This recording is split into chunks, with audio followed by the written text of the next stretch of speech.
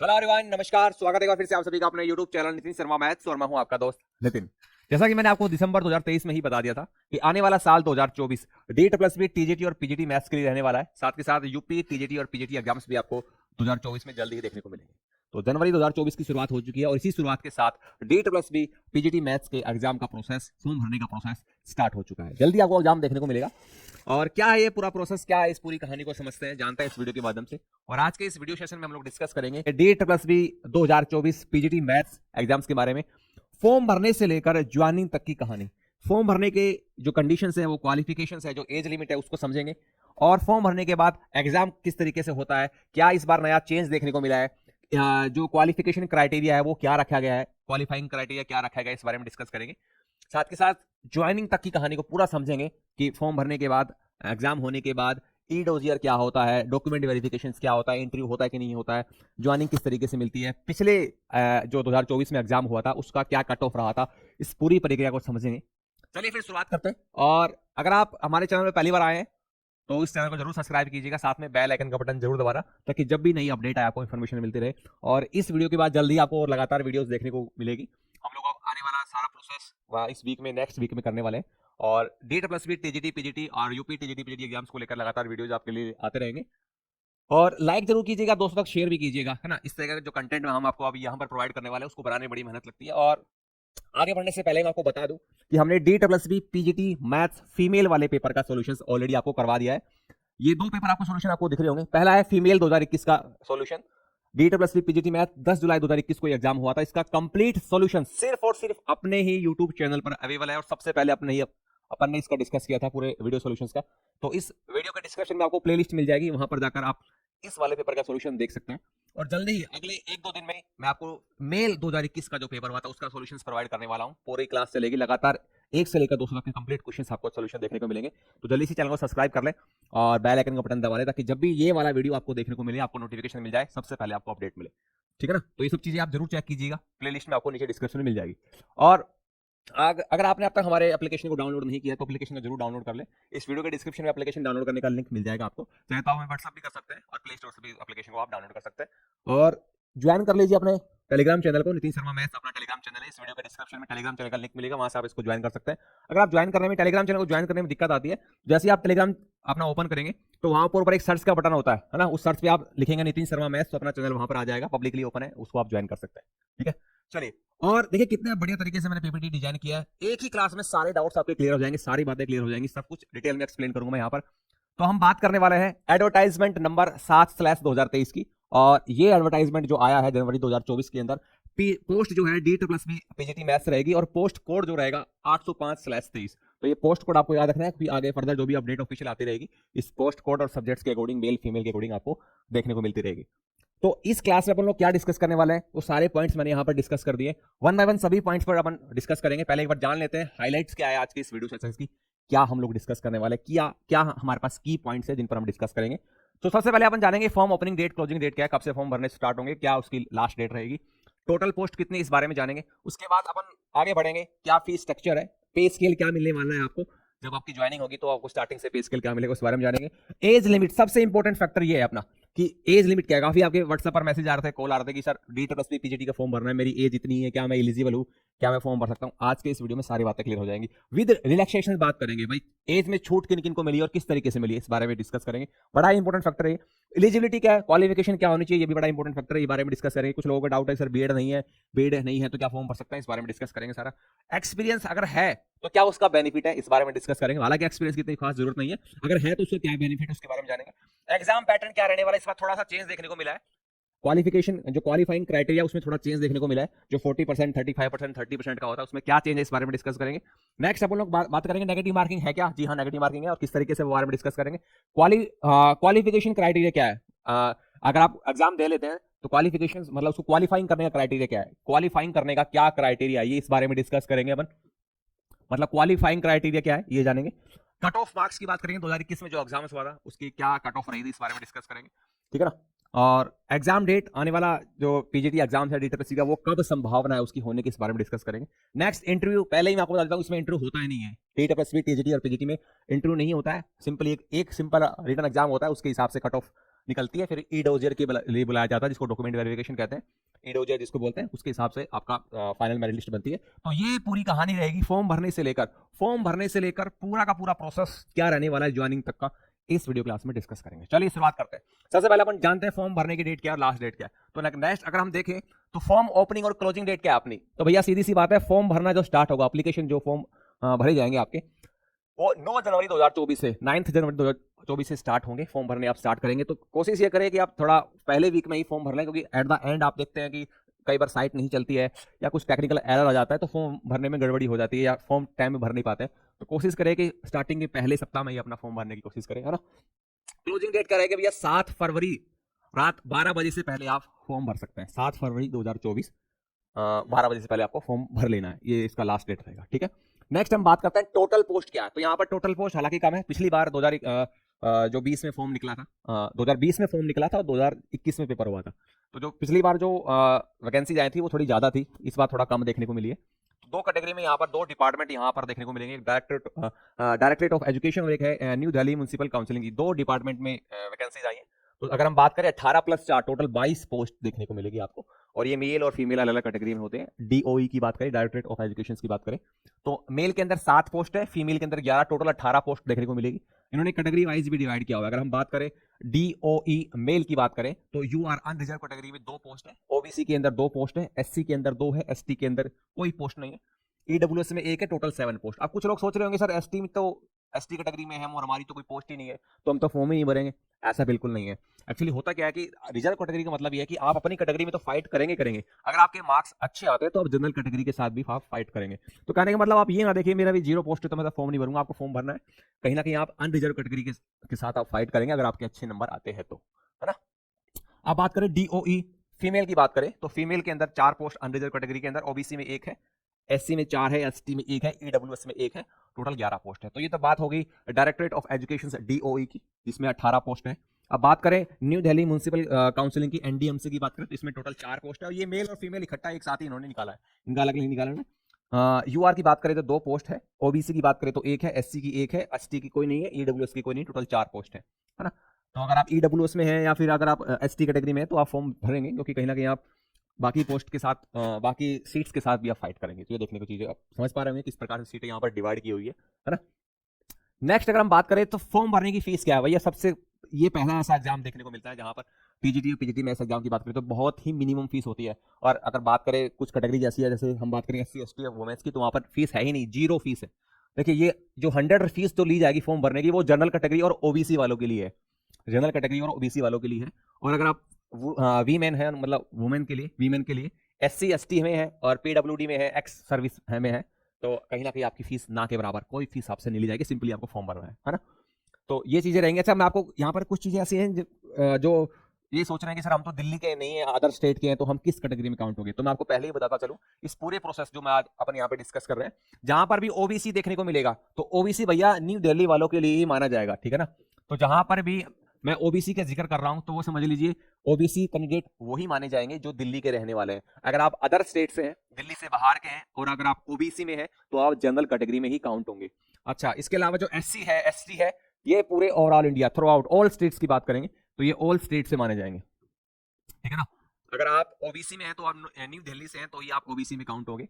अगर आप other states के दिल्ली से बाहर के हैं तो आप जनरल में काउंट होंगे। अगर आप एससी एसटी में हैं तो चाहे आप स्टेट दिल्ली हो या दिल्ली से बाहर का हो, आप एसटी एसटी में ही काउंट होंगे। तो इस बात का ध्यान रखना है ना। मतलब अगर आप एससी एसटी में चाहे आप अदर स्टेट से, आपकी कोई फीस नहीं लगने वाली। अगर आप ओबीसी दिल्ली के हैं तो आपकी 100 रुपये फीस लगेगी, और अदर स्टेट के ओबीसी तो आप जनरल में काउंट होंगे। ये सिंपल सी बात आपको समझ लेनी है इस पूरे प्रोसेस में। तो पे स्केल क्या रहने वाला भैया, पे स्केल काफी अच्छा पे स्केल है। 8 पे कमीशन आपको यहाँ पर मिलने वाला है। तो पे स्केल आप देख पा रहे हैं 47,600 से लेकर 1,51,100 तक। तो स्टार्टिंग में आपको ये नहीं मिलने वाली है, स्टार्टिंग में तकरीबन 55-60 के आसपास मिलती है। धीरे धीरे एक्सपीरियंस के अकॉर्डिंग चीजें बढ़ती चली जाती है, 80,000, 90,000, 1 लाख तक आप क्रॉस कर जाएंगे अगर आप अच्छा एक्सपीरियंस आपका हो जाता है तो, है ना। अब बात करते हैं एज लिमिट की। सबसे इंपॉर्टेंट फैक्टर ये है आज के इस प्रोसेस का कि सर एज लिमिट क्या है। सर तो सबसे पहले दिमाग में ये रखनी है कि आप काफी बातें चल रही थी यार दिल्ली में गजट पास हो गया कि 30 साल रखी जाएगी, 30 साल रखी जाएगी, ऐसा कुछ नहीं है। अभी जो एडवर्टाइजमेंट आया, मैंने आपको बोला था एडवर्टाइजमेंट आने पर ही क्लियर होगा एग्जैक्ट डेट क्या रहने वाली है। तो 36 साल तक सभी फॉर्म भर सकते हैं। अच्छा ये एज किस तरीके से काउंट होगी, 7 फरवरी के हिसाब से, मतलब 7 फरवरी 2024 को आप 36 साल से बड़े नहीं होने चाहिए, सीधी सी बात ये है। मतलब 36 साल तक आप फॉर्म को भर सकते हैं। इस डेट के अकॉर्डिंग 36 साल से ज्यादा नहीं होने चाहिए। कुछ आपको रिलैक्सेशन भी यहाँ पर मिला है, कंसेशन मिला है इसके अंदर। वो क्या है, कैटेगरी वाइज मिला है। अगर आप ST ST कैटेगरी के हैं, चाहे किसी भी स्टेट से हो, आप दिल्ली से हो, दिल्ली से बाहर के हो, आपको 5 साल की छूट मिलेगी। यानी कि आप कहने का मतलब सीधी सी बात यह है कि आप 36 इसमें ऐड कर लेंगे तो 36 इसमें ऐड करेंगे तो आप 41 साल तक फॉर्म भर सकते हैं। अगर आप ST SC कैटेगरी के हैं तो 36 + 5 41 साल तक आप फॉर्म भर सकते हैं। ओबीसी के हैं, न्यू दिल्ली, देखो यहाँ पर साफ साफ लिखा हुआ है, अगर आप न्यू दिल्ली के हैं ओबीसी कैटेगरी में वही काउंट होंगे जो दिल्ली के रहने वाले हैं। अगर आप अदर स्टेट के ओबीसी हैं तो आप जनरल में काउंट होंगे, फिर आपकी एज 36 रखी जाएगी। अगर ओबीसी न्यू दिल्ली से हैं तो आपको 3 साल का कंसेशन यहाँ पर मिलेगा। तो कहने का मतलब 36 + 3 39 ईयर्स तक आप फॉर्म भर सकते हैं। अगर पीडब्ल्यूडी की बात करें, जो फिजिकली चैलेंज्ड होते हैं, यूआर और ईडब्ल्यूएस के अंदर आते हैं, अगर आप फिजिकली चैलेंज्ड हैं तो आपको 10 साल की छूट मिल रही है। यानी कि आप 36 + 10 की बात करें तो आप 46 एज तक फॉर्म भर सकते हैं। अगर इसी प्रकार आप पीडब्ल्यूडी में आते हैं, SC ST में आते हैं तो 15 साल की छूट है। 36 + 5 41 और 10 51 साल तक आप फॉर्म भर सकते हैं। इसी प्रकार हम बात करें पीडब्ल्यू ओबीसी कैटेगरी में, यानी दिल्ली के रहने वाले ओबीसी हैं आप और पीडब्ल्यूडी हैं तो आप 13 साल, इसमें आपको 39 और 49 साल तक आप फॉर्म को भर सकते हैं। तो इस कंसेशन को आप फायदा उठा सकते हैं अगर आप इस कैटेगरी में अगर आप आते हैं तो। अदरवाइज 36 साल आपकी यहाँ पर एज देखने को मिलेगी, है ना। वीमेन के लिए अलग से कोई स्पेशल यहाँ पर कंसेशन नहीं मिला हुआ है, 36 साल ही रखा गया है। अगर इन कैटेगरी में अगर आप आते हैं तो आपको ये छूट आपको मिलने वाली है। उम्मीद करता हूँ एज वाला जो कंफ्यूजन था आपका वो दूर हो गया होगा। 36 मिनिमम एज रखी जाएगी अगर आप इन कैटेगरीज में आते हैं तो ये आपको कंसेशन यहाँ पर मिला हुआ है। करेक्ट, आगे बढ़ते हैं। नेक्स्ट हम बात करते हैं यहाँ पर एलिजिबिलिटी क्या है, क्वालिफिकेशन क्या है। ये भी बहुत इंपॉर्टेंट फैक्टर है, बहुत से इस पर कमेंट्स देखने को मिलेंगे, है ना। तो आपको मैं पहले ही बताता चलूं, आप मास्टर डिग्री आपके पास होनी चाहिए, MA मैथ MSc मैथ पास होना चाहिए। एडवर्टाइजमेंट में कहीं भी ये नहीं लिखा हुआ कि 40% मिनिमम होने चाहिए, 45% मिनिमम होने चाहिए, 50% मिनिमम होने चाहिए। सिंपली ये लिखा है कि मास्टर डिग्री होनी चाहिए। कहीं कोई मिनिमम क्वालिफिकेशन यहाँ पर, मिनिमम परसेंटेज यहाँ पर नहीं रखी गई है। तो अगर आप MA MSc मैथ हैं, यानी कि मास्टर डिग्री आपके पास अपने सब्जेक्ट की है, तो आप फॉर्म भर सकते हैं। पास है तो आप फॉर्म भर सकते हैं, इससे परसेंटेज का कोई इंपॉर्टेंट रोल नहीं है। दूसरी बात, बीएड आपके पास होनी चाहिए। अगर आप मास्टर डिग्री बीएड है तो आराम से फॉर्म भरो, परसेंटेज का कोई चक्कर नहीं है। लेकिन कुछ कैंडिडेट ऐसे हैं जो MSc तो कर चुके हैं लेकिन बीएड उनके पास नहीं है, या तो बीएड फर्स्ट ईयर में है, या बीएड का फाइनल ईयर चल रहा है, या बीएड कंप्लीट नहीं है, या रिजल्ट वगैरह का कोई केस चल रहा है, रिजल्ट नहीं आया हुआ है। तो ऐसे कैंडिडेट जिनके पास मास्टर डिग्री है लेकिन बीएड कंप्लीट नहीं है, कंप्लीट से मेरा मतलब यहां पर है जब भी आप फॉर्म भरते हैं ना, तो फॉर्म भरते वक्त आपका कंप्लीट माना जाता है, वो डिग्री आपके पास कंप्लीट होनी चाहिए। मतलब आपका रिजल्ट आ चुका हो, आपके पास सर्टिफिकेट हो, ये सब बातें होनी चाहिए। करेक्ट। अगर आपके पास बीएड नहीं है, मतलब बीएड आपका रिजल्ट नहीं आया, बीएड आप पास आउट नहीं है, तो किन कंडीशंस में आप फॉर्म भर सकते हैं। पहली कंडीशन ये, आपके पास पीएचडी डिग्री होनी चाहिए, यानी मास्टर डिग्री के साथ साथ आपके पास पीएचडी डिग्री है तो आप फॉर्म भर सकते हैं, बीएड की जरूरत नहीं है। अगर आपके पास 12वीं में 60%, अंडर ग्रेजुएट यानी कि बीएससी में BSc में 60%, पोस्ट ग्रेजुएट मास्टर डिग्री में 60%, थ्रू आउट फर्स्ट डिवीजन है 60% या 60% से ज्यादा की बात हो रही है। मतलब यहां पर बात हो रही है फर्स्ट डिवीजन की। हम लोग बात क्या कर रहे हैं यहाँ पर, फर्स्ट डिवीजन की बात कर रहे हैं यहाँ पर। सीधी सी बात ये, अगर आपके पास फर्स्ट डिवीजन है 60% या 60% से ज्यादा है, किस कहां, 12वीं क्लास में, कॉलेज में यानी कि ग्रेजुएशन लेवल पर, और post graduation level master degree पर 60% या उससे ज्यादा है, तो आप बिना बीएड के भी फॉर्म भर सकते हैं अगर मास्टर डिग्री आपके पास है तो। लेकिन इसमें एक कंडीशन, एक शर्त है, वो शर्त ये है कि आप फॉर्म तो भर सकते हैं। अगर आपके पास मास्टर डिग्री है, बीएड नहीं है, तो आप फॉर्म तो भर सकते हैं, लेकिन शर्त भैया ये है, अगर आप कल को एग्जाम क्वालिफाई कर लेते हैं, आपकी ज्वाइनिंग हो जाती है, आप नौकरी लग जाते हैं, तो आपको 3 साल के अंदर अंदर बीएड आपको अपनी कंप्लीट करनी होगी। साफ साफ लिखा हुआ है, नोट यहां पर साफ साफ लिखा हुआ है।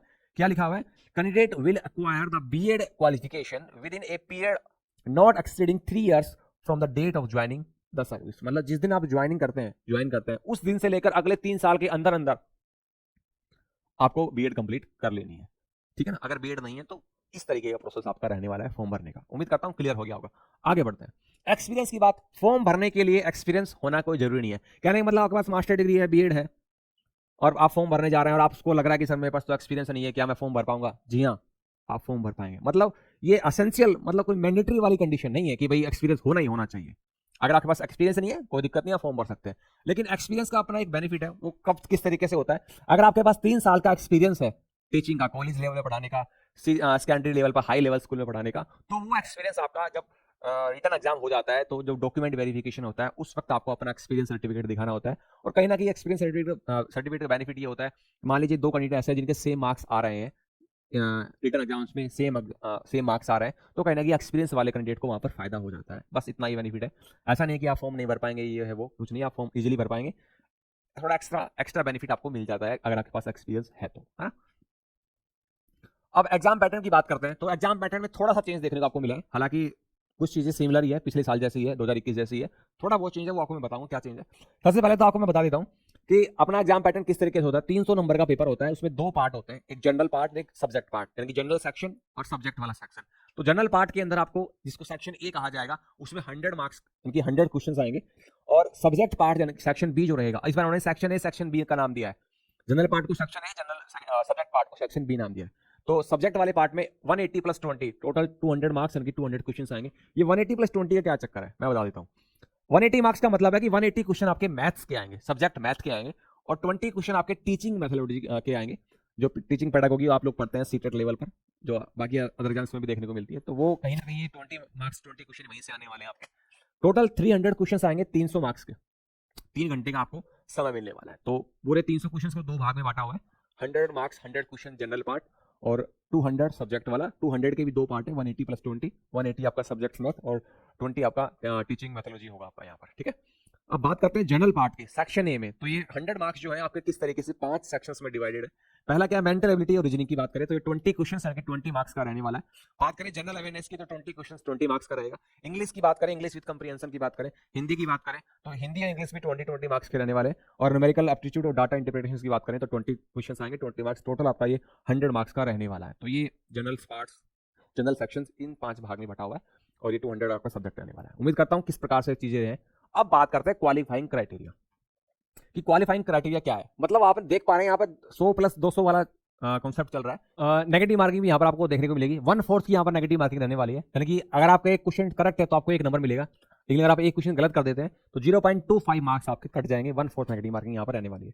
अब बात करते हैं क्वालिफाइंग क्राइटेरिया की, ये बड़ा ही इंपॉर्टेंट फैक्टर है। जो भी कैंडिडेट DSSB पीजीटी मैथ्स का एग्जाम देगा 2024 में, उसके लिए ये बात जान लेना बहुत जरूरी है। अदरवाइज इस बात को जाने बगैर अगर पेपर दे रहे हैं तो कहीं ना कहीं आप नुकसान में रहेंगे। क्या है, पूरी कहानी को समझिए। आपके पेपर में 300 क्वेश्चन 300 मार्क्स का पेपर रहने वाला है, जिसके 2 पार्ट है, एक सेक्शन ए है जिसको जनरल पार्ट कहते हैं, और एक सेक्शन बी है जिसको सब्जेक्ट पार्ट कहते हैं। ये सब्जेक्ट वाला जो है आपका, यही सबसे इंपॉर्टेंट रोल अदा यहाँ पर करने वाला है। ये 200 मार्क्स का रहेगा। इस 200 मार्क्स के ऊपर ही डिसाइड होगा सारा कि आप नेक्स्ट प्रोसेस डॉक्यूमेंट वेरिफिकेशन के लिए जाते हैं कि नहीं जाते हैं। कहानी क्या है कि सेक्शन बी को देखिए मैंने हाईलाइट कर दिया है, सेक्शन बी ओनली डिसाइड करेगा 200 मार्क्स का सब्जेक्ट वाला पार्ट जो है। अगर आप जनरल या ईडब्ल्यूएस कैटेगरी में आते हैं तो 40% यानी कि 80 मार्क्स आपको लाने ही होंगे। अगर आप 200 में से 80 नंबर नहीं लेकर आते हैं, 40% मार्क्स नहीं लाते हैं, फिर चाहे आपने जनरल पार्ट 100 में से 90 ही नंबर क्यों नहीं लेकर आए हो, आप बाहर हो जाओगे। कहने का मतलब अगर आप जनरल कैटेगरी या ईडब्ल्यूएस में से अगर आप यहां पर 80 से कम मार्क्स लाते हैं और यहां आप कितने भी अधिक ले आओ, कोई फायदा नहीं है, आप बाहर हो जाओगे। इसी प्रकार आप ओबीसी दिल्ली वाले हैं, क्योंकि अगर दिल्ली से बाहर के हैं तो आप जनरल कैटेगरी में काउंट होंगे, अगर ओबीसी अदर स्टेट में है तो दिल्ली से बाहर का है तो जनरल कैटेगरी में काउंट होगा। 200 में से 70 नंबर नहीं लाते हैं, 35% मार्क्स नहीं लाते हैं, तो आप नेक्स्ट प्रोसेस से ऑटोमेटिकली बाहर हो जाओगे। इसी प्रकार SC ST की बात करें तो 60 मार्क्स यानी कि 30% मार्क्स PWD इनके लिए आपको लेकर आना होगा। कहने का मतलब सेक्शन बी सब्जेक्ट मार्क्स ये डिसाइड करेगा कि आप नेक्स्ट प्रोसेस में जाते हैं कि नहीं जाते हैं। लेकिन जब मेरिट लिस्ट बनती है तो वो सेक्शन ए और बी दोनों को ऐड करके ही बनती है। सेक्शन बी के मार्क्स के हिसाब से तो ये डिसाइड होगा कि आप नेक्स्ट आगे जाएंगे कि नहीं जाएंगे। लेकिन इसका मतलब ये कतई नहीं है कि आप 40% मार्क्स ले आते हैं या 30% मार्क्स ले आते हैं, 30% मार्क्स ले आते हैं तो आपकी नौकरी लग जाएगी। नहीं, नंबर ऑफ सीट्स के हिसाब से डिपेंड करता है कि कितनी सीटें और कितने लोगों ने इस क्राइटेरिया को फॉलो किया है, फुलफिल किया है। मान लेते हैं जनरल कैटेगरी में 80 मार्क्स से अधिक नंबर लाने वाले बहुत सारे कैंडिडेट है ना, सीटें तो कम ही है, तो क्या करेंगे, जो 80% से अधिक मार्क्स लाने वाले हैं या जनरल पार्ट और सेक्शन बी को मिलाकर जो मार्क्स बन रहे हैं, उन मार्क्स के हिसाब से जो टॉप के कैंडिडेट्स होंगे उनको ही नेक्स्ट प्रोसेस के लिए बुलाया जाएगा। इस बात का ध्यान रखना है। ये कतई नहीं है कि 40% मार्क्स आगे तो आपकी नौकरी लग गई, ये तो एक मिनिमम क्राइटेरिया है जिसको आपको रखना ही रखना है। इससे कम आए तो आप बाहर, इससे ऊपर आते हैं तो ये देखा जाएगा कि आपसे अधिक नंबर लाने वाले कौन कौन है या आप किन स्टूडेंट से अधिक नंबर लेकर आ रहे हैं। आ रही ना बात समझ में। तो ये मिनिमम क्राइटेरिया रहेगा सेक्शन बी का। लेकिन जब फाइनल मेरिट लिस्ट बनेगी तो ए और बी दोनों मिलाकर ही बनेगी। फॉर एग्जांपल आप जनरल कैटेगरी से हैं, ईडब्ल्यूएस कैटेगरी से हैं और आप 200 में से 90 मार्क्स लेकर आते हैं, 200 में से आप 90 मार्क्स लेकर आते हैं, और इधर आप जनरल वाले पार्ट में से 60 मार्क्स लेकर आते हैं, तो आपका मार्क्स ऐड हो जाएगा, कितना हो जाएगा 150। लेकिन मान लेते हैं यहां तो आप ले आते हैं 80 मार्क्स 100 में से, और यहां पर आप लेकर आए 79 मार्क्स। जनरल कैटेगरी में आप हैं 200 में से लेकर आए 79 मार्क्स, और यहां पर आप लाए 100 में से 80 मार्क्स। तो यहां आपने कितने अच्छा स्कोर कर लिया हो, यहां तो आपने 80 लेकर आए हो, 80 से कम लेकर आए हो आप, 80 से कम है तो आप बाहर हो गए मेरे दोस्त। इस बात को आपको समझना होगा। कहने का मतलब इस क्राइटेरिया को फॉलो करना है कि जनरल पार्ट और सब्जेक्ट पार्ट दोनों के मार्क्स ऐड होंगे, और ऐड होने के बाद ये देखेंगे कि टॉप के कितने स्टूडेंट्स हैं जो इस क्राइटेरिया को फॉलो कर रहे हैं, उनके हिसाब से बुलाया जाएगा। जनरली होता क्या, जितनी नंबर ऑफ सीट्स होती है उससे 2.5 गुना या 3 गुना कैंडिडेट्स को बुला लिया जाता है ना। और जैसे मान लीजिए 22 सीटें हैं, सपोज करो इस बार अपने पास 22 सीटें हैं, तो 2.5 गुना 3 गुना की बात करें तो मान के चलो 55 से 65 कैंडिडेट्स को बुला लिया गया नेक्स्ट प्रोसेस के लिए, जिसको ई डोजियर कहते हैं, डॉक्यूमेंट वेरिफिकेशन। तो 22 सीटों के लिए इतने कैंडिडेट्स को बुलाया गया। अब ये कैंडिडेट्स पता है कहां से आएंगे, 65 से 65 कैंडिडेट कहां से आएंगे, जो इस क्राइटेरिया को फॉलो कर रहे हैं, और जो क्राइटेरिया को फॉलो करते करते ऊपर ऊपर अधिक से अधिक जो है, मान लेते हैं इस क्राइटेरिया को फॉलो करने वाले 150 लोग हैं, 150 कैंडिडेट्स हैं, तो उन 150 में से उन 65 से 55 लोगों को बुलाया गया है जो टॉप के हैं।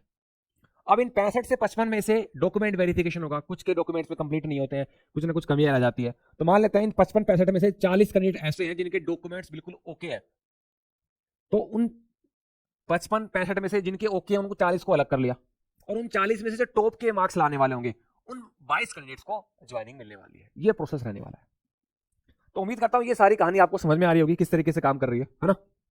आगे चलते हैं, अब बात करते हैं कट ऑफ की, बात करते हैं प्रीवियस एग्जाम 2021 की। तो 2021 जो एक मेल कैटेगरी थी, एक फीमेल कैटेगरी, देखिए 2021 में जो एग्जाम हुआ था उसमें क्या था कि ए और B, section A section B, subject part general part, दोनों को मिलाकर जो कंबाइंड मार्क्स बना था, एग्रीगेट मार्क्स बना था, उसके हिसाब से कट ऑफ निकाली थी। जनरल वालों के लिए 40, ईडब्ल्यूएस वालों के लिए 40%, ओबीसी वालों के लिए 35%, एससी एसटी पीडब्ल्यू वाले के लिए 30%। ए और बी दोनों को मिलाकर 40% लाने थे। मतलब कि अगर आपका मैथ वाला पार्ट कमजोर था तो जनरल पार्ट में ज्यादा आप नंबर ले आए, और मैथ वाला मार्क्स जुड़कर फिर 40%, 35%, 30% देखा गया था। अब इन्होंने चेंज कर दिया है, कह दिया कि भाई जनरल में कितने भी लाओ, हम तो सब्जेक्ट वाला मिनिमम क्राइटेरिया रखेंगे। तो ये 2021 में दोनों को मिलाकर ही देखा जाता था, 40%, 35%, 30%। अब 2024 में क्या होगा, सेक्शन बी के हिसाब से डिसाइड होगा, जो मैंने आपको समझा दिया। अब बात करते हैं कट ऑफ की, बात करते हैं, पहले बात करते हैं मेल वालों की। तो 300 नंबर में से, 300 मार्क्स में से यूआर यानी कि जनरल कैटेगरी वाले कैंडिडेट ने 300 में से 151.64 जिसके नंबर आए थे, या इससे अधिक नंबर जिसके आए थे 151.64 से, उसको नेक्स्ट प्रोसेस के लिए डॉक्यूमेंट वेरिफिकेशन के लिए बुलाया गया था। मतलब कि इससे कम नंबर वालों को बाहर कर दिया था, भले ही वो क्वालिफाई कर गया था इस क्राइटेरिया को। समझ रहे हैं बात, कहने का मतलब 50.54%, 50.54% तक कट ऑफ गई थी जनरल कैटेगरी वालों की। अगर बात करें ओबीसी वालों की तो इतने मार्क्स थे 105.93 और 35.31%।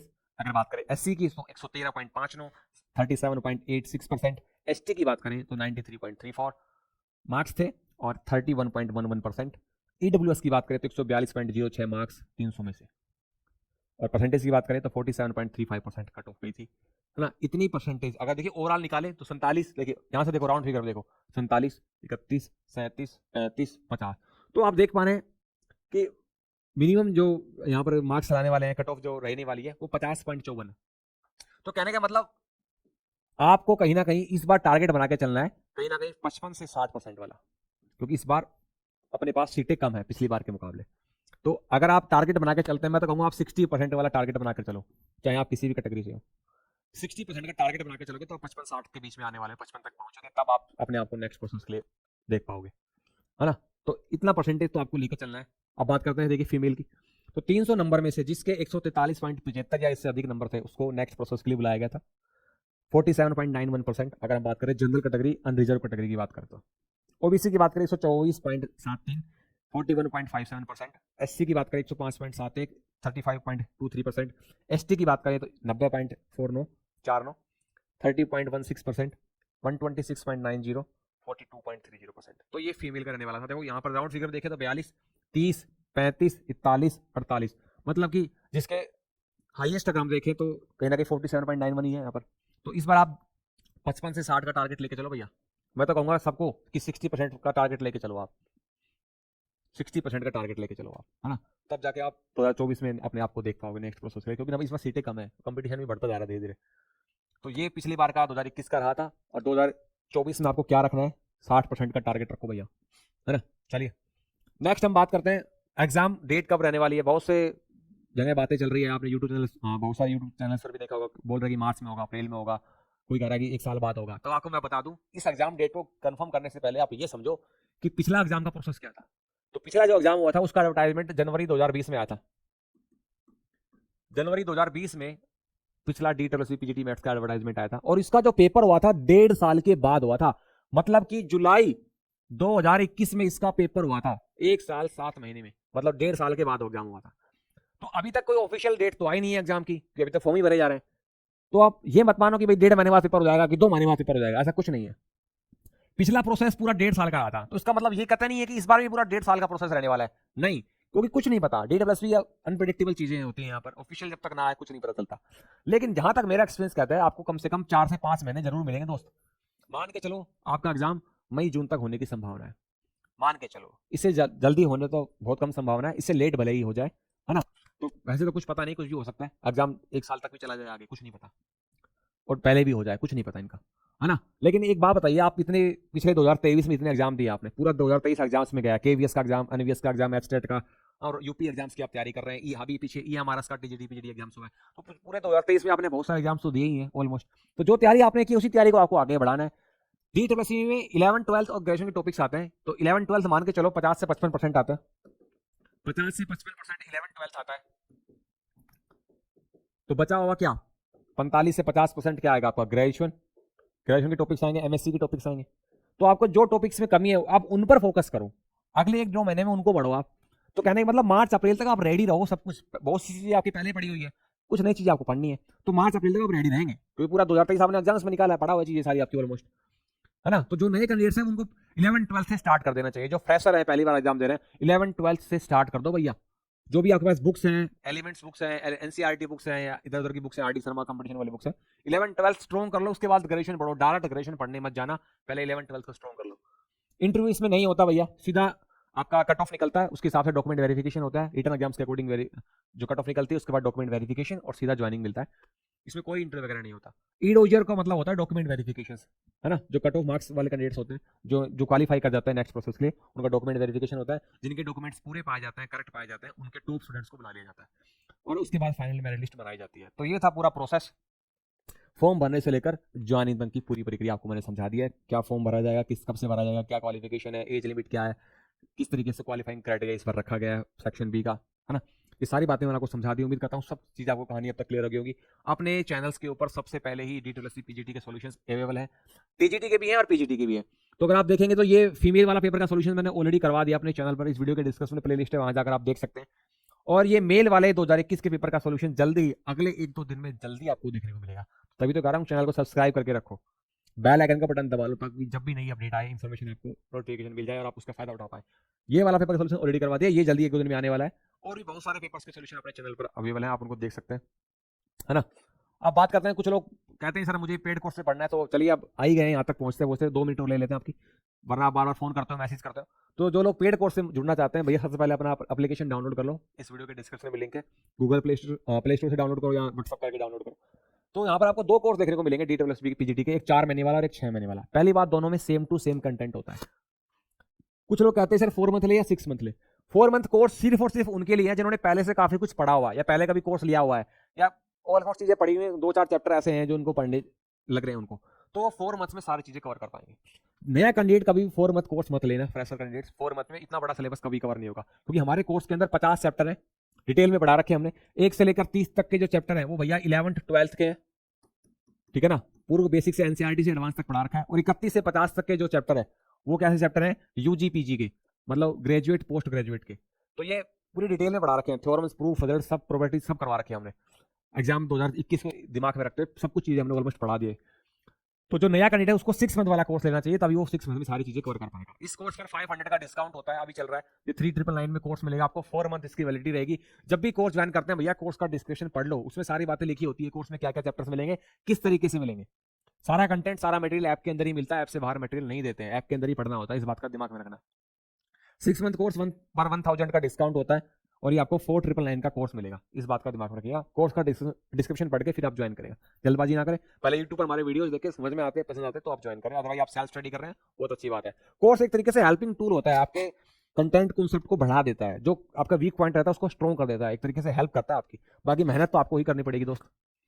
अगर आप टीजीटी एग्जाम्स की तैयारी कर रहे हैं, D plus B TGT exams की, तो 4 मंथ कोर्स है, 6 मंथ कोर्स है, टीजीटी प्लस पीजीटी दोनों का कॉम्बो पैक भी आपको देखने को मिलेगा। यहाँ पर 1000 का डिस्काउंट आप लगाएंगे तो ये 5999 का मिलेगा। इसमें टीजीटी और पीजीटी, अक्सर लोग कहते हैं सर इसमें फर्क क्या है, डिफरेंस क्या है, टीजीटी वाले से पीजीटी वाले के एग्जाम की तैयारी हो जाएगी क्या, या पीजीटी वाले से टीजीटी वाले की तैयारी हो जाएगी क्या? भैया प्रीवियस ईयर्स पेपर्स का फर्क होता है। प्रीवियस ईयर पेपर के सॉल्यूशन टीजीटी वाले में टीजीटी के मिलेंगे, पीजीटी वाले में पीजीटी मिलेंगे। इसमें दोनों के मिलेंगे। इसमें कुछ एक चैप्टर 2-3 चैप्टर एक्स्ट्रा भी मिलेंगे आपको, जो दोनों एग्जाम्स में काम आता है। तो यहाँ पर आपको 1000 का डिस्काउंट आप लगाएंगे तो ये 4999 का मिलेगा आपको। इस पर 500 का डिस्काउंट लगाएंगे तो आपको 3999 का मिलेगा।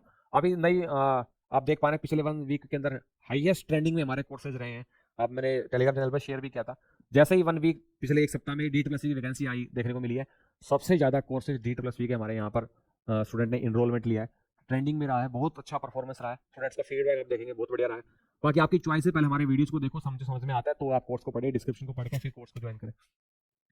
उम्मीद करता हूं आपको ये सारी बातें फॉर्म भरने से लेकर ज्वाइनिंग तक की पूरी सफर की कहानी आपको समझ में आई होगी, पसंद आई होगी। चैनल पर नए हैं तो सब्सक्राइब करके जाना है, क्योंकि आज नहीं तो कल आप वापस लौट कर इसी चैनल पर आओगे। तो बेहतर यही है कि आज ही चैनल को सब्सक्राइब करके चले, बेल आइकन का बटन दबा के चले, लाइक करें जरूर। मुझे उम्मीद है आपको बहुत सी इन्फॉर्मेशन यहाँ पर समझ में आई होगी, पसंद आई होगी। दोस्तों तक शेयर भी करें, है ना। और एप्लीकेशन अब तक अपनी डाउनलोड नहीं किया तो जरूर डाउनलोड कर ले, इस वीडियो के डिस्क्रिप्शन में लिंक मिलेगा। साथ के साथ टेलीग्राम चैनल को भी ज्वाइन करें, वहाँ पर अपडेट आपको मिलती रहती है। आज के इस वीडियो के सेशन में इतना ही। उम्मीद करता हूँ आपको सब कुछ समझ आएगा, पसंद आएगा। फिर मिलेंगे आपसे जल्दी एक नेक्स्ट वीडियो सेशन में। अब आने वाला जो नेक्स्ट वीक है या ये वीक है, हम लोग सारे रेगुलर वीडियोज आपके लिए लाते रहेंगे, जो आपके लिए बहुत हेल्पफुल रहेंगे। तो चैनल को सब्सक्राइब करके चले। फिर अगली इतना ही, तब तक के लिए नमस्ते, जय हिंद, वंदे मातरम।